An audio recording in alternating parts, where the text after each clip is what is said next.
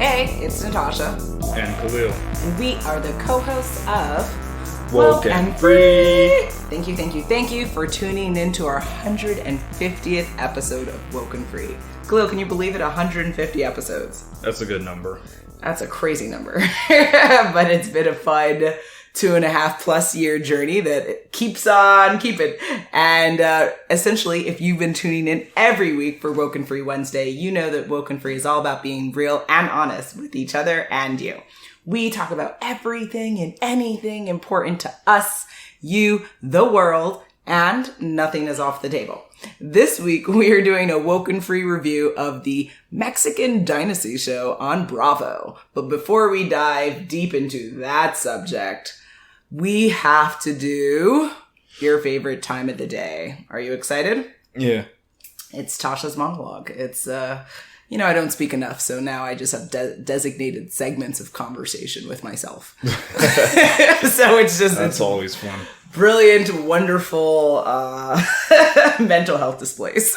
So, first and foremost, if you've gone to WokeNFree.com and you've downloaded the episode through the Podbean app, yay! That's amazing. A, because you're supporting the show, you're giving us love and support, which is, again, amazing. But then also, that's how you can join the conversation. If you download the Podbean app, then you can put in comments, and that's where you can say, guys, what are you saying? ¿Qué pasó? Like, you can get in there in English and Spanish, whatever language you speak. It'll be amazing. So make sure you do that. If you're like, wait a minute though, I love you, I support you, I can't get another app right now, that's okay. Just make sure you're following and liking the episodes on whatever platform you're listening to. So whether that's Spotify, whether that's iHeartRadio, whether that is iTunes, like, go to WokeNFree.com, go to the Listen tab, and then you'll see all the different places you can catch the show. And then you can follow and support there. Now, when it comes to sharing, right, we really encourage you to be our biggest advocates and to be the WokeNFree Nation that you are by getting the episode out to your friends and family. So if you're also subscribed to the show via email, which you can do on the homepage of WokeNFree.com, simple. You'll get an email notification every time there's a new episode every week, and you can forward that email. You can, if you have newsletters, if you create content, you can make sure you push out the word to get people to join the conversation on a weekly basis with us. So make sure you do that, and don't spread discrimination, COVID, or any other bias. Yay.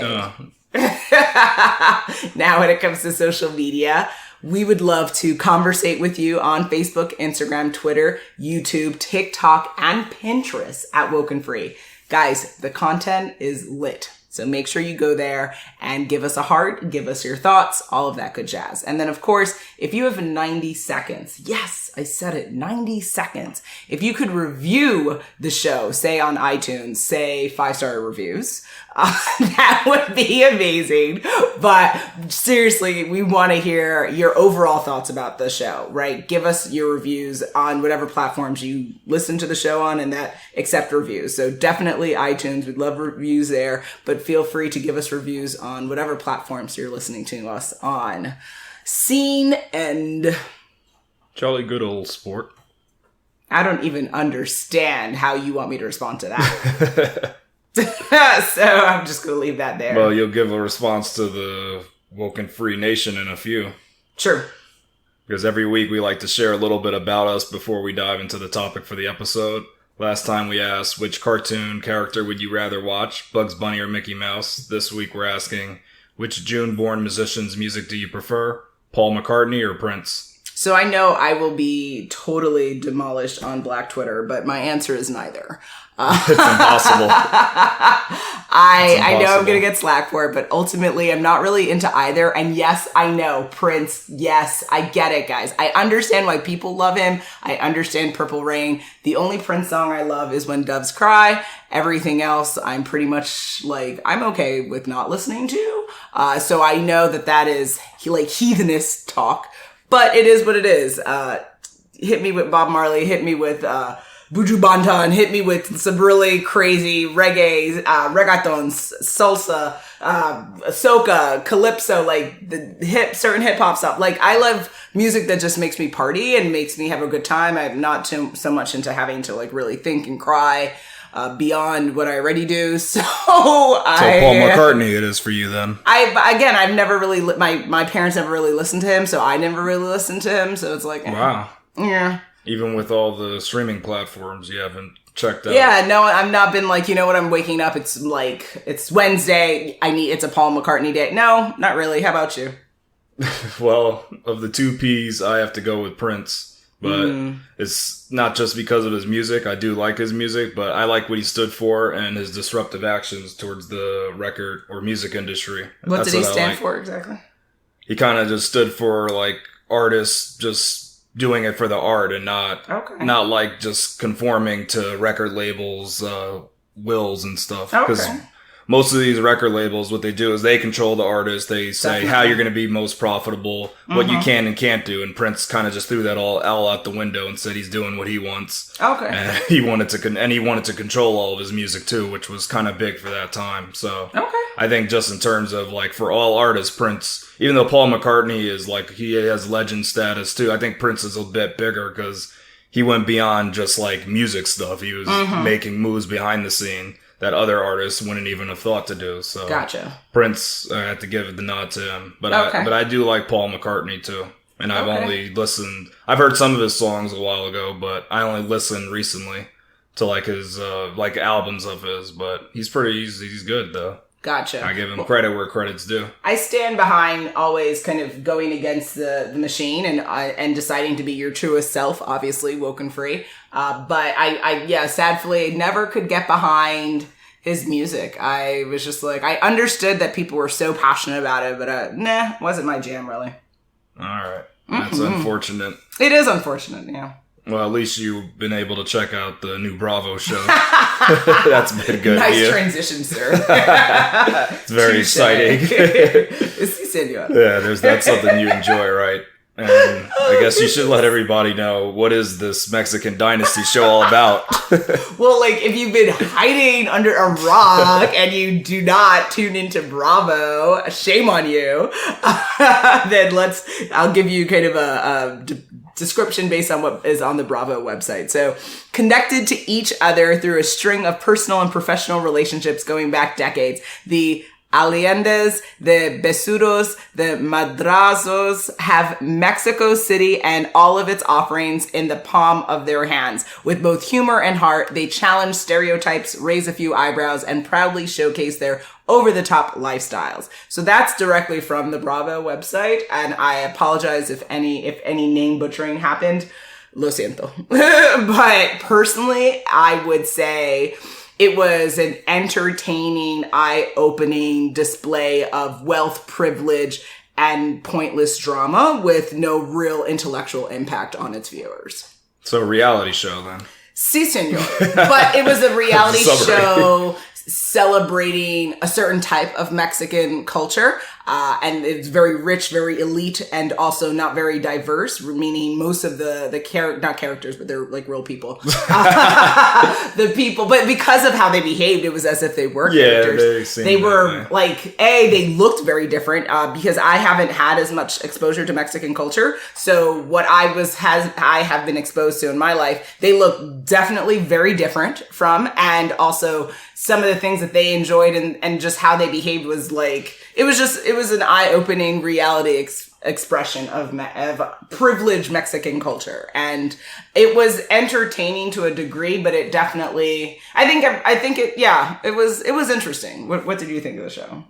I think that the show was about showcasing different types of Mexicans, because we haven't seen them in like this elite status, especially in this xenophobic climate that we're going through in the U.S. Nice, yes. So it's interesting looking at them because it looks like they're of European descent and not Aztec descent. So that's what throws me off when I see the show. Very different. Like, I was very confused because I know what, I thought I knew what certain cultures, like, obviously not everyone fits the mold, right? But there's certain types of features that are portrayed within communities. And these people look totally different. The towns, I've visited different places in Mexico, and of all the towns, I've never ever seen anyone that looked like them. But then again, I've never been to Mexico City, so maybe there's more Never been to Mexico. like European descendant looking people there. So maybe that's what it is. But that was very different seeing that. I wouldn't have known they were Mexican, actually. Absolutely not. Yeah, I was like, low key, do I know what anyone looks like? Because it was very different. Now, when it comes to not only watching the show, but would you recommend this Bravo show to others? Bravo. You see, senor. That's like a cheer that says "see." See.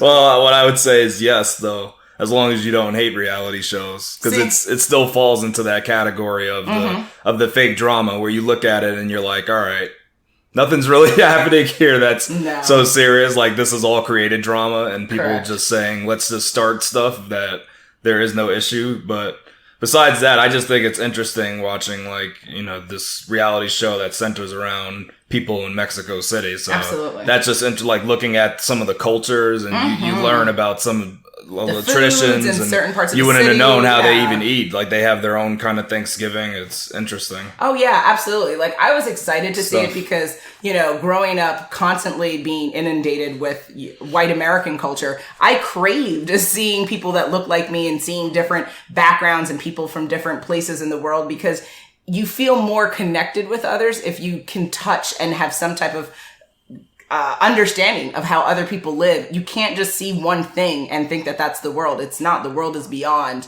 America. The world is beyond one type of community in America. There's different people and different things to enjoy. So I definitely would recommend this mindless entertainment, as you said, for those who enjoy reality TV. If not, you need that at least. If you're against the channel, keep going. It doesn't break the mold so much. Exactly. The only thing is there's things that I would have liked to have seen in the show, right? Okay. You are now listening to WokeNFree. WokeNFree. WokeNFree. WokeNFree. WokeNFree. A podcast that gets real and personal. And is that your only critique? Is there anything else? Yeah, absolutely. So the lack of diversity on the show I thought was troubling, being that if you're going to display, I understand that the show focused on these specific elite families in Mexico City, but, you know, like, ¿qué pasó? Like, they only hung around with certain types of people. Like, I was kind of confusing to see, and maybe it is. I mean, you know, I'm not like a millionaire right now in my life, so maybe certain people in certain classes only associate with certain people, but it was surprising to not see more diverse looking people, to not, like, I don't even think we saw a black person or an Asian person or no. Like, we didn't see anyone else, and it's like black people exist all over the world. So it would have been nice to see that, right? And not just as, even if they were there, but not just as you know, servants, right? Like, the people, like that, the background. Like, just seeing different. And then also it would have been nice if the people, I keep wanting to say characters, but if the people actually had like real conflict that was being faced. I felt like the conflicts were very trite, and it was very contrite rather, and it was very pointless. It was not like I think one of them, their son wanted to perform and then he didn't want to perform. It was just like really. And then he had to move. He had to move out for a little bit and then move back in, and it was very like. And then they accused one of them of being a bruja, witch, and all this stuff. It was that was. Funny. I don't know. It was like no one. Stuff. I mean, I think the most serious thing they talked about was that horrific earthquake that shook Mexico. What was it? 2 years ago, something like that. Like, where like 300 and something people died, and it was horrific. I remember that, and I think that was the most serious thing that was talked about in the show. Like, and I just think that like none of them, just because you're elite or rich means you don't have real issues. Like, right? That's not true. So it would have been nice if I felt like it was very much surface level. And it was just like, look at me, I'm fabulous. It was beautiful to hear the Spanish. You know, I've been obsessed with Hispanic culture, since I was a child. And so I was so excited to see something more real and to learn a little bit more about Mexico. And I was left feeling unsatisfied, to be honest. How about you? I think there was like one big thing that the show needed to do better, at least to me, was kind of explain the situation that everybody was in. I felt that they kind of like glossed over it. So everybody gave like maybe 2 or 3 sentences about what their family did or why they were there. And then we kind of just had to watch them go on and see what was happening. But some things weren't clear. Like, for one part, Doris explained I wish she actually did explain her arrangement with her husband better, because I didn't really understand why they were separated. Oh, yeah. And it was that, like, even if... She came to live with her mom because her mom just lost the husband, her dad. And so, but her life was in LA. So that's why her husband was there. But the husband, there was no way that he could just... I don't know what his situation. Show, right? Like, it's the kind of thing like that. Because it's even all right. So she came to move. I mean, depending on his job, he could move too. But I don't even know what his job was. See, it's like that. See how certain things are open. Because then it would be like, oh, he has this job, so now I understand. You have to be here and you have to be a part because your job requires you to be in LA. But that wasn't like clear. It was just kind of like the show needed better writing, to be honest, better scripting, because maybe the producers needed to ask some better questions. Correct. Because they always do that. They sit down, they ask people questions, but they're not asking like some of the questions about the background and why are you doing this. Like that would be nice to know. Those are some of the type of woken free questions I like to ask in life. And then also, given that we're in such a craved kind of entrepreneurial spirited world, it would have been nice to understand the intricacies of what made their families special and I was interested in that. Like some of their families did really remarkable things that's why they were known in the city for being who they were, each of those celebrity families. And it would have been nice to understand, how did the dad start this company? Yeah. How did we, what was their involvement from the kid perspective? And like, there was a lot of things left on the table, and it was just like, okay. And maybe even just know how many siblings they had, what were the other siblings doing. We didn't know all that. No, it was very just whoever's on the show, that's who you know about. Level. Anybody else, nope. You had to be on the camera to be discussed. It wasn't just like, oh, I have 7 other siblings, they're doing this, and that. No. Nope, we didn't get any of that. So that would have been nice. It was very catered presentation that was shown in the show, and it was not a full picture. It was like maybe 25% of their real lives and their real drama. Here we go, yo. So what's the scenario? It's scenario time, guys. Scenario 1. Luciana and Huao are very protective of their daughter. They don't want her to make wrong decisions, so often intrude on her career and entertainment. Do you think it is right for her parents to protect her from making mistakes? Phenomenal question, because you know how I'm going to answer this. I am a strong advocate for freedom of spirit, freedom of will, freedom of decision making. And whether it is a parent, whether it is a love partner, whether it's a friend, you have to tell people to duck off when they stand in the way of the decisions you want to make. Why? Because unfortunately, human beings learn through experience. We have to live it to be able to understand whether it was right or wrong for us. And if someone keeps interfering and making decisions for you or blocking the decisions you make, you're never going to experience the life that you really want for yourself. So she should tell her parents, respectfully so, to get a life in English and in Spanish, and to leave me alone, or I will not continue to communicate with you.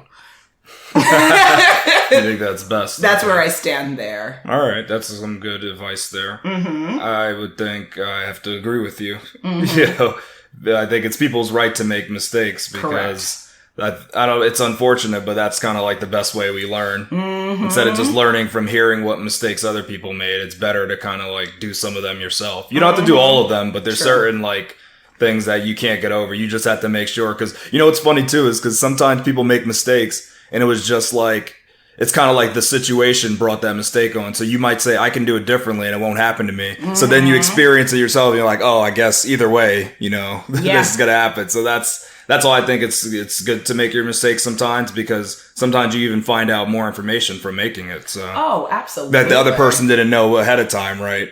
And some of it, to be honest, even the language of mistake, I really struggle with that, because is it really a mistake? It's kind of a decision that led to an outcome that maybe wasn't as desirable as others, but it's not a mistake, because I'm a strong advocate, at least, that everything happens for a reason, right? And so we do what we do, and then we live with the consequences. That's why when people ask me, should I do stuff? My answer is always going to be, whatever you want to do, whatever you like to do, because I'm tired of, especially since we have people in our lives who will have the nerve to ask for our opinion. We give them it, they follow it, and then blame us for the outcome. Get your life together.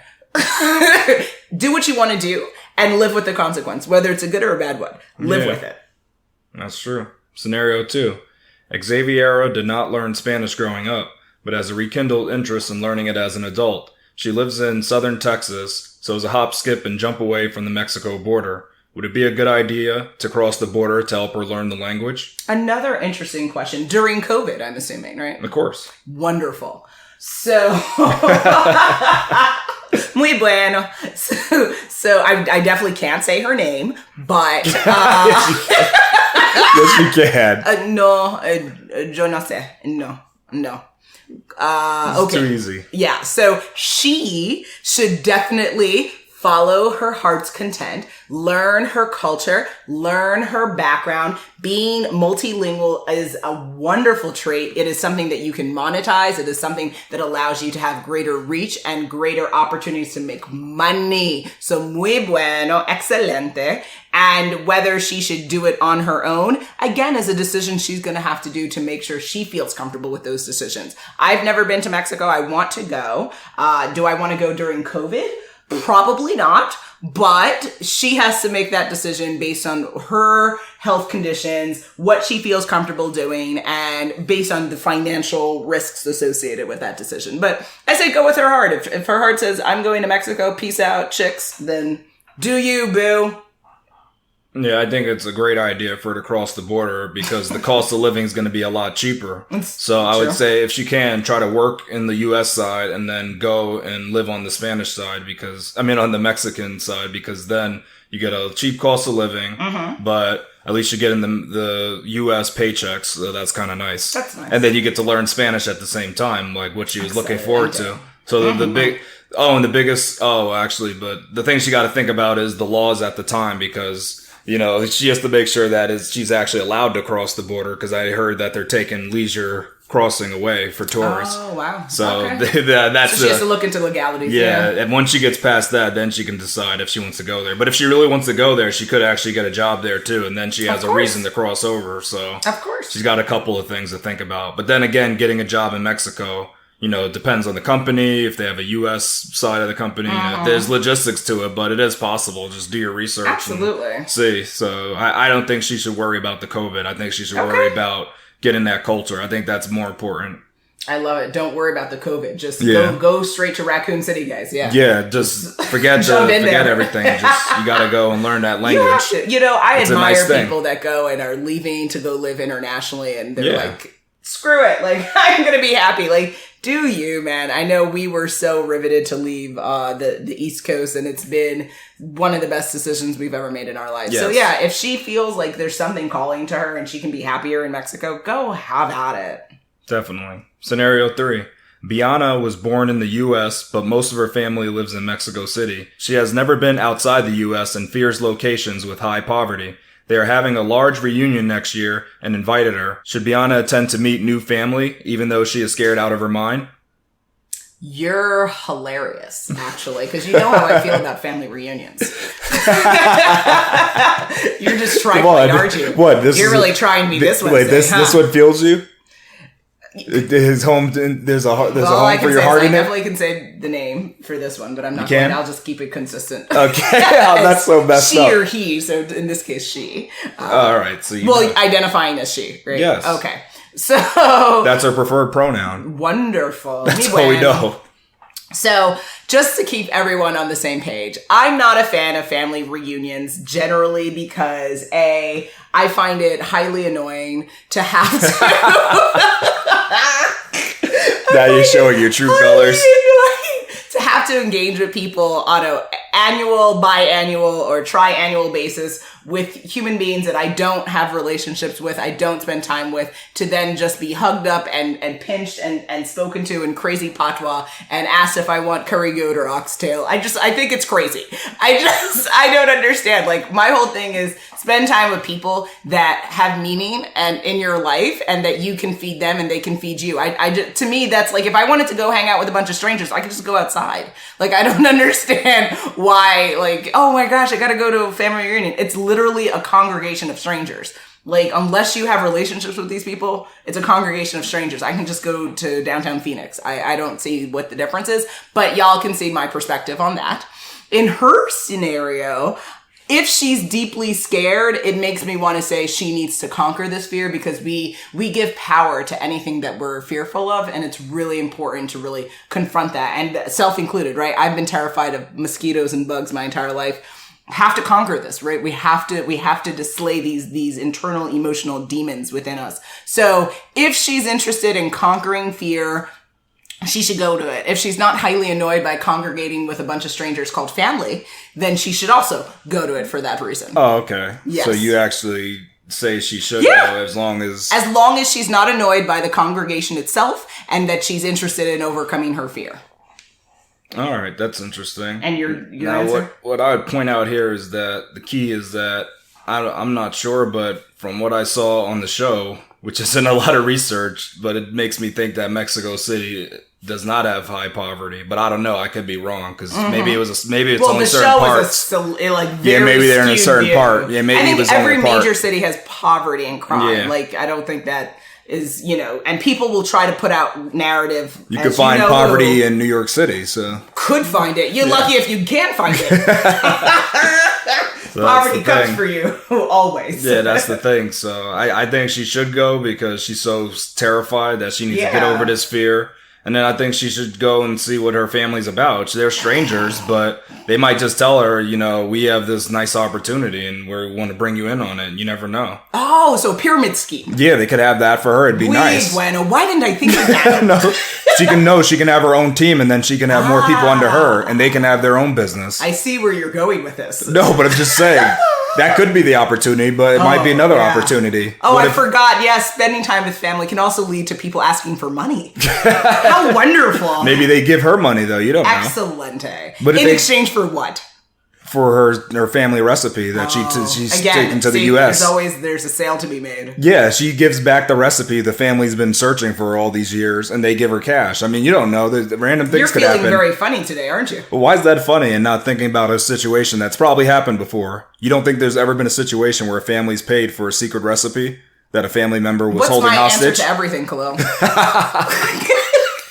Don't try that. Everything right now. and anything is possible. Don't try it. So she should go to Mexico City. I said she should go as long as she's not offended by the congregation itself. But she can't know that. She doesn't know them. Interested. Cool. So she needs. All I know is my family, and that's where I stand on that.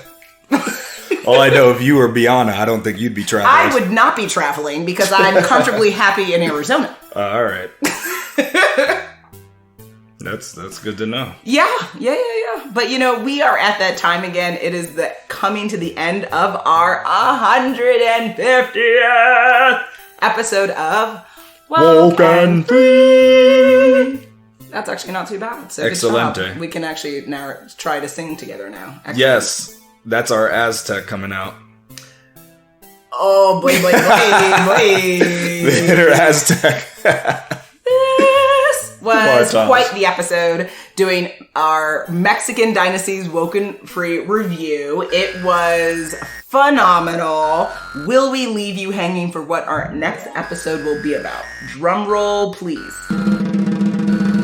On our next episode, we will be doing another WokeNFree story time when we first met. Make sure you follow us on social media to follow along in the conversation, and make sure you tune in next week for WokeNFree Wednesday to join the conversation at WokeNFree.com. If you'd like to be a guest on the show, which we are still lining up some guests for the end of the year, so make sure you get on the roster. Submit a topic, share what you would like to present and discuss on our Contact Us page at WokeNFree.com. So that is WokenFree.com. When it comes to social media, you can find us on Facebook, Instagram, Twitter, Pinterest, YouTube, and TikTok at WokeNFree. And then, of course, for collaborations, you heard it. I'll say it again. Hit us up on our Contact Us page at WokenFree.com.